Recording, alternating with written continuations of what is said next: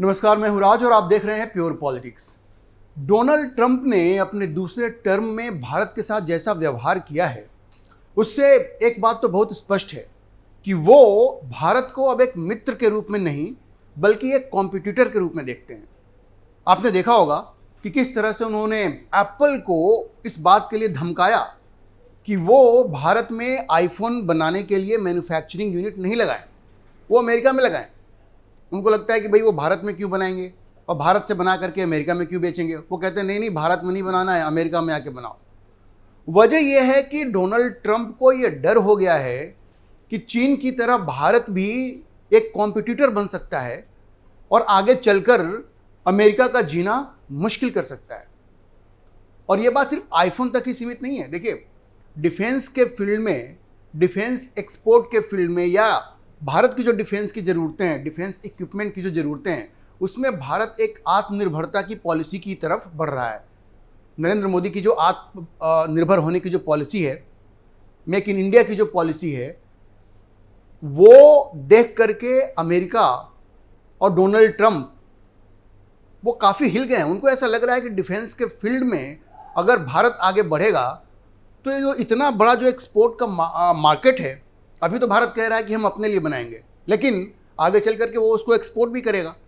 तो defence export जो कि बहुत बड़ा मार्केट है, उसमें भी भारत एक कॉम्पिटिटर बन जाएगा।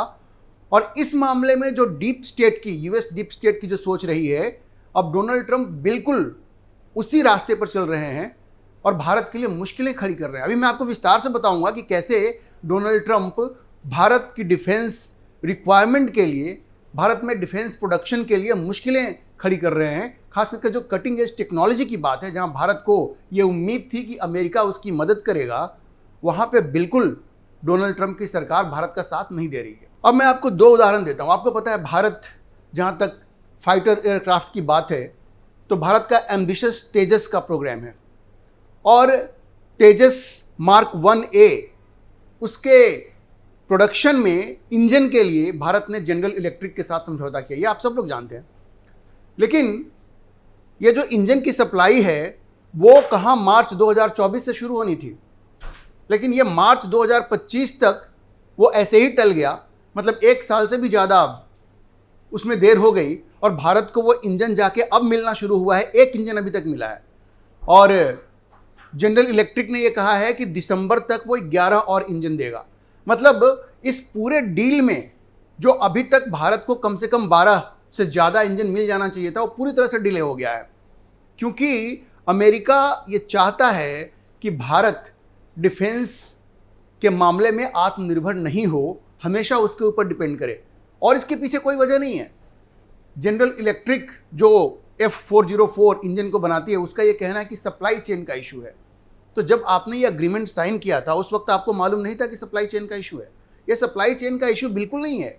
ये तो जानबूझकर भारत में तेजस का जो प्रोडक्शन है उसको डिले करने की एक कोशिश है। और मैं आपको बताऊं कि ये सब कहाँ से शुरू हुआ। ये शुरू हुआ जब भारत ने अपनी एक इंडिपेंडेंट फॉरेन पॉलिसी पर अमल करना शुरू किया। रूस यूक्रेन के युद्ध में जब रूस की निंदा करने से, रूस के खिलाफ जाने से, रूस पर आर्थिक प्रतिबंध लगाने से भारत ने मना कर दिया, उस वक्त की जो जो बाइडेन की सरकार थी, तभी से जो बाइडेन की सरकार ने भारत के खिलाफ षड्यंत्र रचना शुरू कर दिया। वो बांग्लादेश में षड्यंत्र की शुरुआत हो गई। जनरल इलेक्ट्रिक को जो इंजन सप्लाई करना था भारत को, उसको भी उन्होंने धीमा कर दिया। और उसके बाद जब ये डोनाल्ड ट्रंप की सरकार बनी है, वो भी उसी रास्ते पे आगे चल रहे हैं। तो आप समझिए कि आज की तारीख में हमारा जो तेजस मार्क 1A का जो प्रोग्राम है, वो जो डिले हो गया है, वो आगे नहीं बढ़ पा रहा है उस तेज़ी से जिससे उसको बढ़ना चाहिए था। देखिए, हमारे जो मिग विमान हैं वो बिल्कुल फेज आउट हो रहे हैं और उनकी जगह पे ये तेजस मार्क 1A उनको भारत इंडक्ट करना चाहता है, लेकिन इंजन ही नहीं आपके पास। ये तो भारत की जो सरकार है और हमारे जो डिसीजन मेकर्स हैं, उनकी भी अदूरदर्शिता रही कि उन्होंने अमेरिका पर भरोसा किया और जनरल इलेक्ट्रिक को ये काम दे दिया कि भाई आप इंजन बना करके दीजिए। होता क्या है, अमेरिका कभी भी एक रिलायबल डिफेंस पार्टनर नहीं हो सकता। उसकी वजह यह है कि वहाँ सरकारें बदलने के साथ वो सारी नीतियाँ बदल जाती हैं। कल को अभी डोनाल्ड ट्रंप हैं, अगले 4 साल बाद कोई और आ जाएगा, पता नहीं उनकी क्या नीति होगी।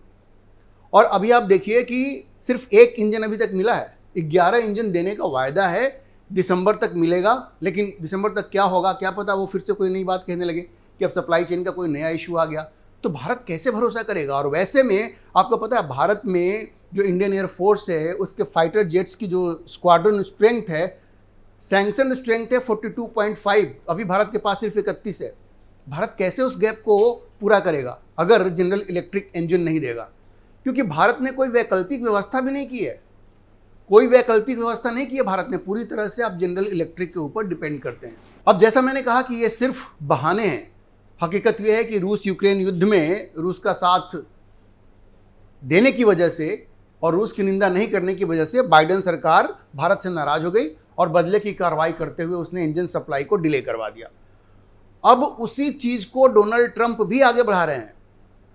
अब सच ये है कि जी के साथ इंजन की डील करना एक बहुत बड़ी गलती थी, जैसा कि मैंने आपको कहा, क्योंकि ये अमेरिकी भरोसे के लायक तो है ही नहीं। भारत ने बहुत बड़ी गलती कर दी, जिसका खामियाजा उसे आज भुगतना पड़ रहा है। जरूरत इस बात की है कि मोदी सरकार कड़ा रुख अपनाए। तो तेजस मार्क 1A के शेड्यूल को तो अमेरिका ने पूरी तरह से चौपट कर दिया, लेकिन अमेरिका वहीं तक नहीं रुका है। अब ताजी कहानी यह है कि 3 साल पहले तेजस मार्क 2 और AMCA जो 5th जनरेशन का भारत फाइटर एयरक्राफ्ट बना रहा है, एडवांस्ड मीडियम कॉम्बैट एयरक्राफ्ट, उसका जो मार्क ए होगा या प्रोटोटाइप कह लीजिए, उसके लिए जिन F414 इंजन्स को भारत ने बनाने की बात हो रही थी, जिसके लिए 80% टेक्नोलॉजी ट्रांसफर का MOU साइन हुआ था, वो डील अभी तक फाइनल नहीं हो पाया है। और आप जानते हैं डील फाइनल क्यों नहीं हो पा रहा है? क्योंकि अमेरिकन्स अब उस डील पे साइन करने में आनाकानी कर रहे हैं। एक तो पैसा ज़्यादा मांग रहे हैं, कह रहे हैं 500 मिलियन हमें और ज़्यादा चाहिए। उसके अलावा जो 80% ट्रांसफ़र ऑफ टेक्नोलॉजी की बात थी उसमें भी वो आनाकानी कर रहे हैं। वो कह रहे हैं हॉट सेक्शन की टेक्नोलॉजी वो नहीं देंगे, वो जो ब्लेड है उसकी टेक्नोलॉजी वो नहीं देंगे, कंपोजिट मटेरियल से उसको लेकर के वो नहीं देंगे। तो क्या देंगे भाई? 80% में क्या मिलेगा भारत को? तो आप ये समझिए कि ये जो डील है तेजस मार्क 2 के इंजन के लिए, वो अभी तक फाइनल नहीं हो पाई है। अभी जो डिफेंस सेक्रेटरी हैं उन्होंने ANI के साथ एक बातचीत में कहा कि ये मार्च 2026 तक ये डील होने की संभावना है। सोचिए, ये इसी मार्च में हो जाना था, ये डील साइन होना था इस मार्च में, लेकिन 1 साल और बढ़ गया। अब ये अगले साल वो डील साइन होगा, उसके बाद उसको भारत में ही बनना है। आप सोचिए, अगले साल मार्च में वो डील साइन होगा, उसके बाद यहाँ पे यूनिट सेटअप होगा। चूंकि वो भारत में ही बनाने की बात है, तो कब हो जा करके वो इंजन बनेगा, और ये जो तेजस मार्क 2 है वो कब जा करके इंडक्ट होगा? अब प्लान तो ये था कि इसी साल 2025 में ही उसका प्रोटोटाइप जो है वो रोल आउट हो जाएगा, लेकिन आपके पास तो इंजन ही नहीं है, तो आप क्या करेंगे? तो आप समझिए कि पूरी तरह से अमेरिका ने भारतीय डिफेंस प्रोडक्शन के लिए चारों तरफ से घेराबंदी कर दी है, और वो चाहता है कि भाई भारत कम से कम डिफेंस के मामले में इतना आत्मनिर्भर नहीं हो जाए कि कल उसके लिए भी एक चुनौती बन जाए। अब मैं आपको बता दूं कि ये नरेंद्र मोदी जब वॉशिंगटन गए थे 2023 में, उस वक्त ये डील साइन हुआ था। ये उस वक्त ये बात चल रही थी, ये MOU साइन हुआ था वहाँ पे, और आज तक इस पे कोई फाइनल डिसीजन नहीं लिया गया है, क्योंकि अमेरिकन्स अब उस जो बातचीत हुई थी उससे वो पीछे हट रहे हैं। वो नए नए कंडीशंस लगा रहे हैं, और इसलिए ये जो F414 की जो डील है, जो इंजन बनाने की भारत में जो बात हो रही है, वो अभी तक साइन नहीं हो पा रहा है, और उसकी वजह से पूरा जो तेजस मार्क 2 का जो प्रोजेक्ट है वो बिल्कुल डिले होने जा रहा है, इसमें कोई शक ही नहीं है। तो जैसा मैंने आपको बताया कि जो तेजस मार्क 1A है उसके इंजन में करीब साल भर की देर तो ऐसे भी हो गई है, उससे भी ज़्यादा की देर हो गई है, और वो इस साल के अंत तक वो भेजेंगे।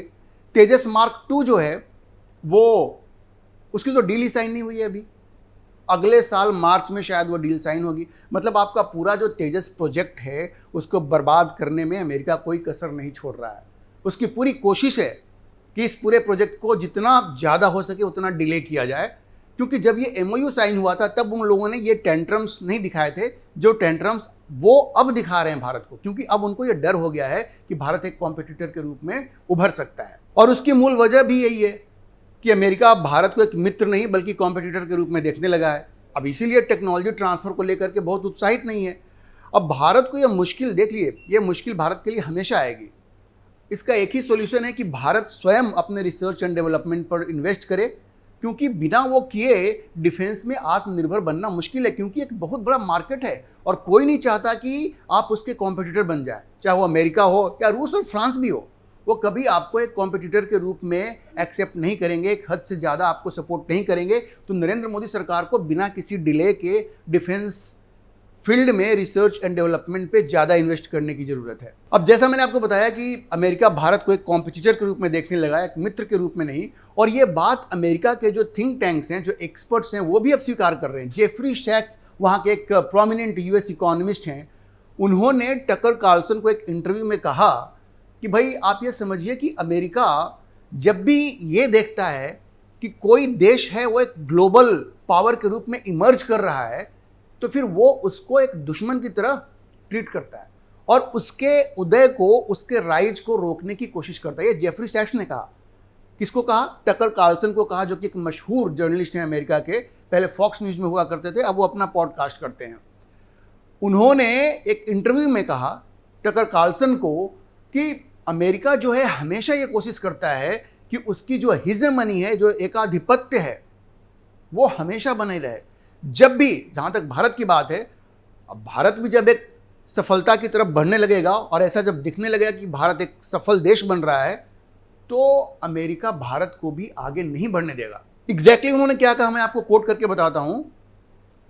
Someday when India succeeds, the US would want to weaken India. उन्होंने कहा कि जिस दिन भारत सफल हो जाएगा एक मजबूत देश के रूप में उभरने में, तो अमेरिका उस दिन से कोशिश शुरू कर देगा कि भारत को कमज़ोर किया जाए। और टकर कार्लसन जो इंटरव्यू कर रहे थे, उन्होंने कहा probably sooner rather than later. उन्होंने कहा कि ये समय बहुत जल्दी आ जाएगा। आएगा नहीं, वो समय आ गया है। आप देख लीजिए किस तरह से अमेरिकी सरकार भारत को कमज़ोर करने की कोशिश में लगी हुई है। अब जेफरी सैक्स ने यह भी कहा कि देखो, ऐसा है कि इंडिया जो है अगले 10 से 15 साल में वर्ल्ड की दूसरी सबसे बड़ी इकोनॉमी बन जाएगी और अमेरिका को पीछे छोड़ देगी। चाइना टॉप पे रहेगा और उसके बाद अमेरिका आ जाएगा। तो वैसी स्थिति में तो अमेरिका के लिए बड़ी मुश्किल की घड़ी है ये। तो जाहिर वो एक कॉम्पिटिटर के रूप में इंडिया को देखेंगे ही। देखिए, जैसा मैंने कहा, ट्रंप दूसरे टर्म में तो भारत के साथ बिल्कुल शत्रुता का भाव लेकर के आए हैं। आप देखा होगा आपने, बांग्लादेश में जो कुछ भी हुआ, ऐसा लगा था कि ट्रंप के आने के बाद शायद चीज़ें बदलेंगी, लेकिन वहाँ यूनुस के प्रति कोई खास बदलाव अमेरिका के अप्रोच में आया नहीं है। और जिस तरह से आसिम मुनीर को, वो पहलगाम का जो हत्यारा है, उसको ओवल ऑफिस में बिठा करके उन्होंने उसके साथ लंच किया, वो तो अपने आप में आश्चर्य से भरपूर था, आश्चर्यचकित करने वाला था। एक व्यक्ति, आज तक वो पहला ऐसा आर्मी चीफ बन गया, आसिम मुनीर, जिसको अमेरिका के किसी राष्ट्रपति ने अपने ओवल ऑफिस में बुलाया। इससे पहले जो भी आर्मी चीफ मिले थे वो सब के सब प्रेसिडेंट थे, ये भी प्रेसिडेंट नहीं है। उसके अलावा डोनाल्ड ट्रंप ने अपने परिवार की जो कंपनी है उसकी डील करवा दी पाकिस्तान की क्रिप्टो काउंसिल के साथ। अब समझिए, जिसमें कि उनका व्यक्तिगत बिजनेस का इंटरेस्ट है।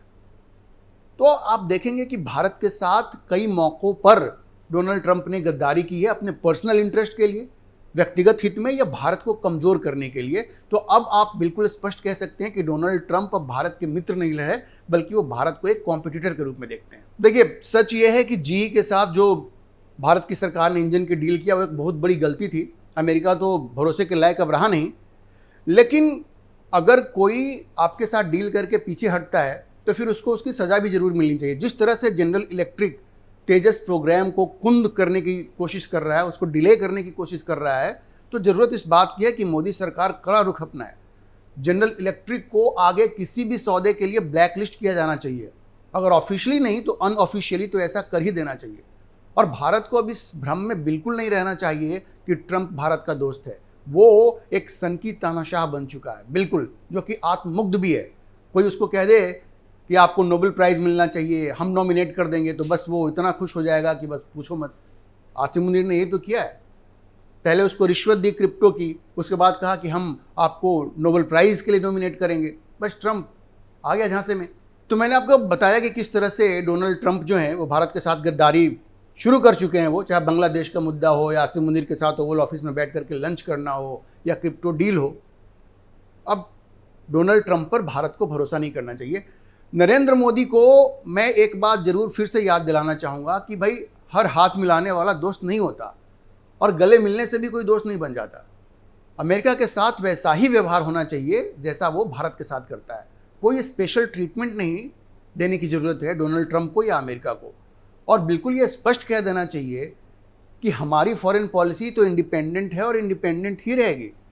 अगर आप इसके लिए हमारी हाथ ऐंठना चाहते हो तो ये भारत को स्वीकार्य नहीं है और भारत को हर हाल में डिफेंस के मामले में आत्मनिर्भर बनने की ज़रूरत है। अभी के लिए इतना ही।